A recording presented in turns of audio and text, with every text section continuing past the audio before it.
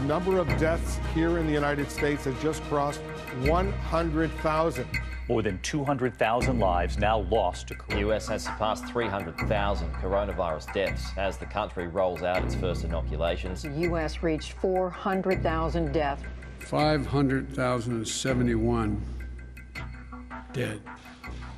That's more lives lost to this virus than any other nation on earth.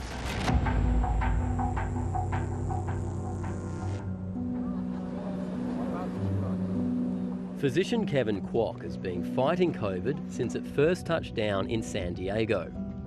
I was actually the first hospitalist to take care of the patients that came from Wuhan, China.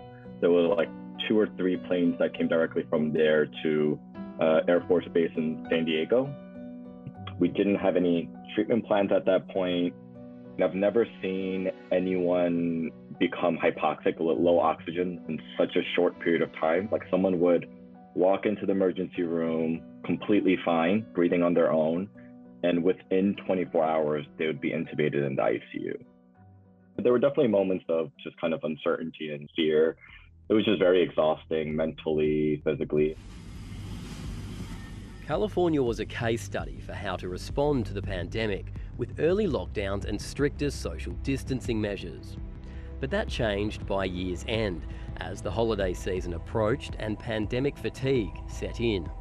California's hospitals are in crisis, and despite every effort, the numbers of COVID patients being admitted to California hospitals is on the rise. I don't think any state in the U.S. has done a phenomenal job, right? There should have been a nationwide shutdown.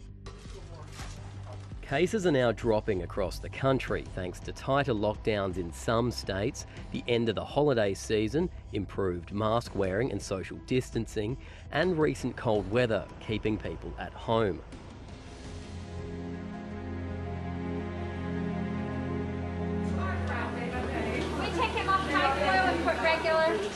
At Augusta University Medical Center in Georgia, cases are finally on the decline, from a peak of 120 to now about 40. The hospital had to convert part of the children's ward into a COVID one to cope. This is really something that I don't think any of us were prepared for, but the way we have stepped up, I don't think anyone anywhere could have done a better job than we did. Thank you for what you're doing, all y'all. I think she leaves. Cardiologist Pasha Schaefer is also the hospital's patient safety officer. It's really been more of a situation of burnout and fatigue, not just for myself, but also for the team. And it's interesting, when things have been at their height, that hasn't been the hardest. It's when things start to get a little bit better and we're starting to take a breather, we're kind of getting out of battle mode. I think y'all have actually borne a lot of the brunt of our internal staff members who've gotten sick, and I know those losses have been really hard. So I am driving in for a shift today in the emergency department. Philip Cool is the hospital's vice president and chief medical officer. We had 2 staff members die just in this past week from COVID, which is particularly frustrating. There was no need for them to die. We made vaccination available to them. We've educated people. Your heart looks very normal. It's looking good. The chamber size are good. Valves are working fine. No fluid around it. Emergency medicine physician Jedediah Ballard sees hope in the recent drop in cases. So the vaccine clinic is something we are super excited about here at Augusta University. Basically, no matter how hard I work in the ER, they're going to save more lives than I will each and every day. Dr. Ballard thinks the big battle for healthcare workers in America now isn't just the virus, but also disinformation. This vaccine, yes, it's newer, but it is well tested and it is so much safer than getting COVID.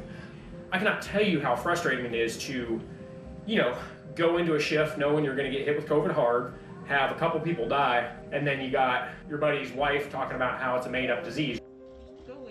I know there's a lot of concerns now with the new variants that are coming out, but all the data right now shows that the vaccines have been effective. So I'm hoping, fingers crossed, that there's no additional surge in the next few months.